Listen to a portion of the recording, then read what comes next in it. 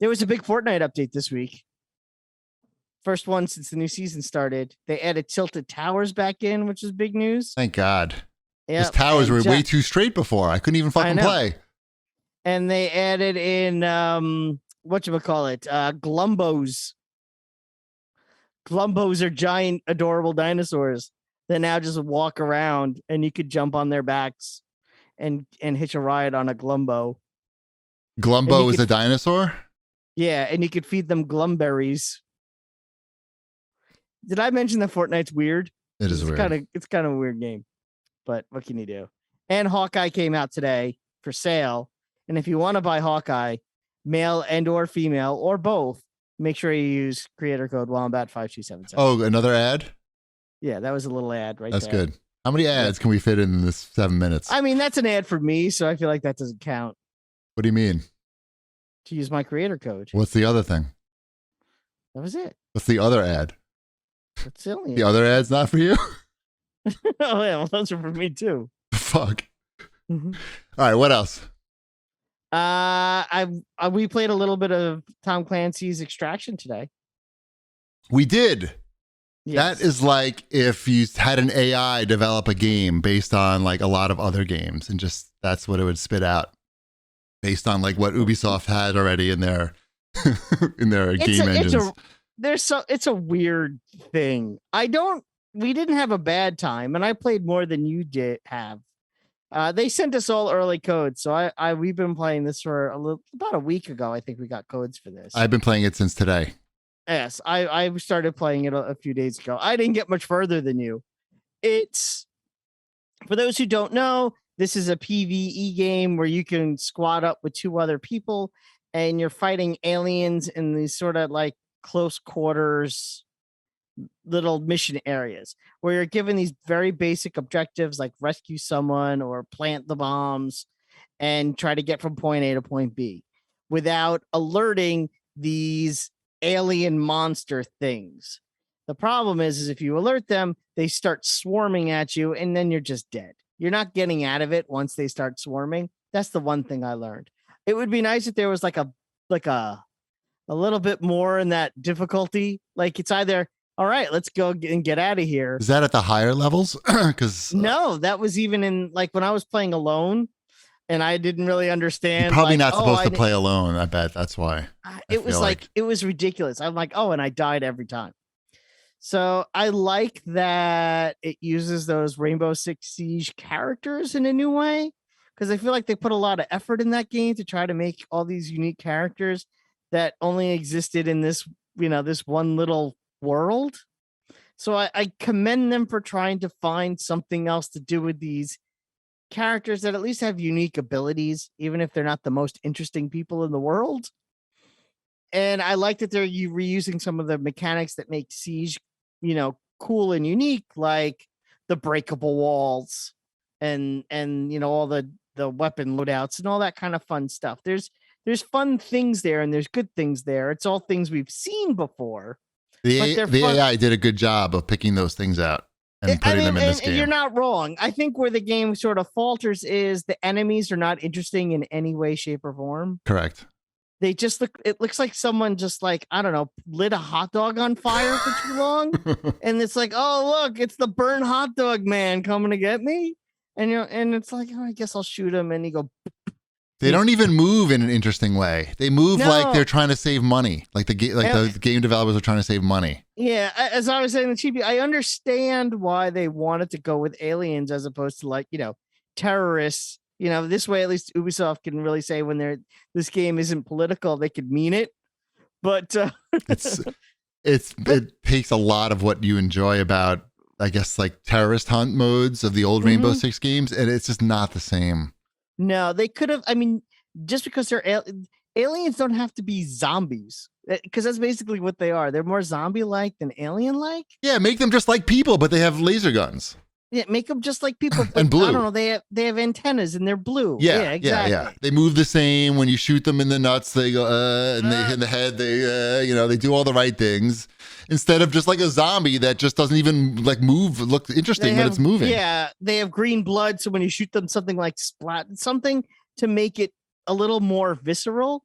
because it really lacks that visceral feeling that you get from even Siege. Yes, which was the best part of that game. Yeah. And that was the best part of that game. And that's really what it's missing, because you don't feel like you're really accomplishing much. It's the video gamest video game that you ever did video game. It's got like every type of like progression thing and all this. I mean, this, like you said, there's interesting ideas there. I really think it's that the alien thing just like, no. It just doesn't. I mean, I will say this is also the kind of game where clearly they want this game to be a living thing. So I wouldn't be surprised if a month from now, this game is a lot more fun. We killed the aliens and now we've got new aliens and they look just like you and me. Exactly. Yeah. I mean, as dumb as it sounds.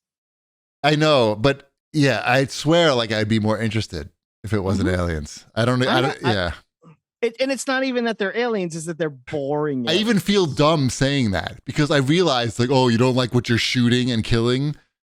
I know it sounds like I sound like a dick. Yeah, like talking about Peacemaker, like a real like a real knuckle dragger. Like no, but you're not wrong. It's and I've played other games like this too, where it's like this is a good game, but these are not fun things to kill. You know what it is? There's just so many fucking games where you're shooting things that it really has to be done in like a compelling way. Otherwise, it's like I'll just play this other shooting game or maybe no shooting game.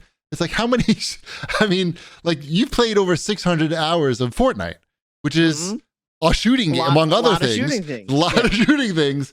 A lot of shooting things. So, yeah, you really have to make the things that you're killing compelling somehow. I started playing Gorogoa, I think it's called, which is on Game Pass. You guys talked about that, I think, before, right? Yeah. That game is unique. It is a very unique puzzle game, which if you have Game Pass, you should just check it out right away. I was playing it when I wasn't feeling that well. So it was sort of like it was getting to be a little too much thinking for me at that point. But I really was impressed with like everything about the puzzle, the puzzles and the presentation. I actually checked it out. What got me to check it out was Ben Gilbert like tweeted very highly about it. I know you guys liked it when you talked about it, but you weren't like saying this was like the shit. Bee's knees. Yeah, and he was really like this was his favorite thing ever. It's good that this came to Game Pass because I feel like people missed this when it came out on an iPhone. I don't know, 3 years ago, whatever. Yep. I played this a long time ago. I feel like. Yeah, it's not like some super technological achievement, but it is a unique way of presenting puzzles, and it's good to look at.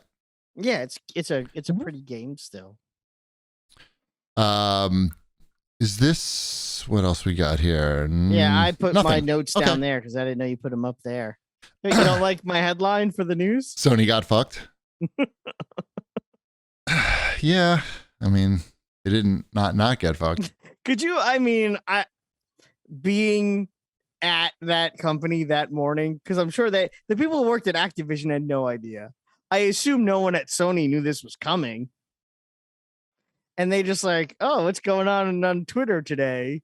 Right. Nah. You heard about the guy who had left his job at Microsoft to start work at Activision on his first day. He was acquired. Man. I can't stop thinking about NFTs. Like when I read about it on Twitter. You saw like Twitter like rolled out, like you can now like put your NFT but like who gives a shit? I can just take anybody's NFT and make it my profile picture. You have to like qualify that it's real, and then you get a special hexagon. I know. And then I know who to block. But then I checked it out. It's like a win-win situation. Because this guy, this guy, Alexis, what's his last name? Ohanian? Yes. You saw his tweet about his Kickstarter tweet? That's Serena Williams' husband. Correct. But he's the founder, one of the co-founders of Reddit, who, and they sold the company. He's a billionaire, yeah. I don't think he's a billionaire, but the company was sold for a lot of money. The company was sold for like 10 or 20 million, I think. Good but thing. Whatever. Serena makes like, 40 million a year, probably. I don't know. Anyway, he put out a tweet about Kickstarter, games and Kickstarter, and specifically that that Castlevania game, Blood something. You know that game? What I'm talking about? Bloodstained. I don't think is that it. Bloodstained. Is that it? Really? Bloodstained. I think is that it. It could be something like that. Yeah. And he was that was basically on Game Pass once. Anyway, he was basically saying, look, what if instead of, you funded these games via Kickstarter, you did it via NFTs.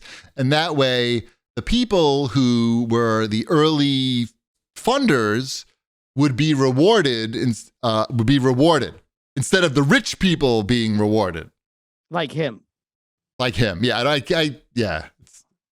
So it's a rich guy trying to tell not rich people to give him money so he could be richer.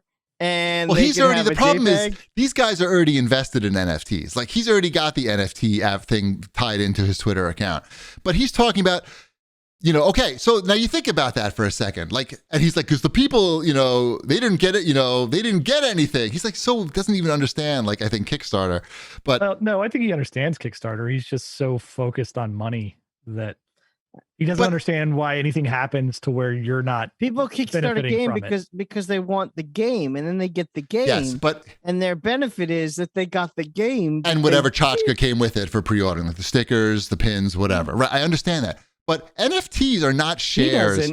But NFTs are not shares of stock. Okay, no. You're not getting a slice of the company when you buy an NFT. You're getting whatever they say you're getting with the NFT. You think they're going to start, they're not, if they were looking to sell shares of stock, they would go on, or cut up the company rather, they would go on Fig or, do something else. So there's perception that if you get an NFT early and it's based on some company and the company does well, that you get money. That's not the only way NFTs are worth anything. If someone else thinks it's worth that, it's not based on any other factor. It's based on what, unlike stock, they're worth whatever someone is willing to pay for it. Like that Castlevania map NFT sold for $120,000 because some moron thought that a JPEG of a map is worth $120,000. And then, who knows? Maybe in 5 years, it'll be worth. That's all I got. Here's what I think is going to happen with NFTs. Here's what I've been looking. I haven't been doing a lot of reading, but I have noticed on Instagram that I get like a million ads for NFTs. And when you swipe up, it takes you to a Discord channel. Almost everyone. Some of them take you to an actual website. Most of them just write to a Discord channel. I think the NFTs that offer you something that's tangible, like you get to go to the party with the celebrities once a year, or Karn. What? Richard Karn. You get to play golf with Richard Karn. That makes sense. How that has value. Okay, I understand that. I don't understand how a picture of a drunk snake is valuable. If that's all you get. If that picture was a high snake. They have anything you could think of. They've come up. They have that shit.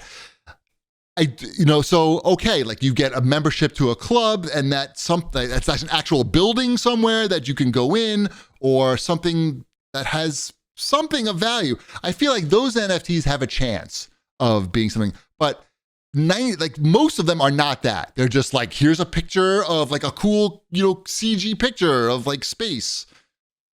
I don't understand how that has value.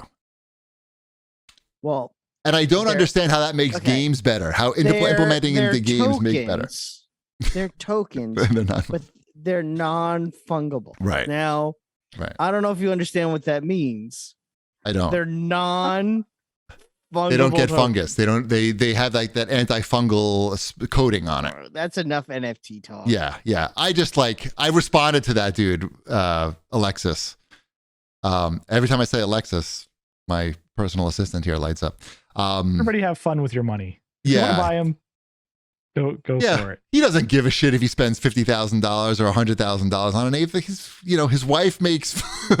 His wife has $100 million a year or whatever. Right. She has at least $100 million in the bank for sure, and I'm sure he's got plenty. So he's talking anyway. Yeah, it just makes me crazy.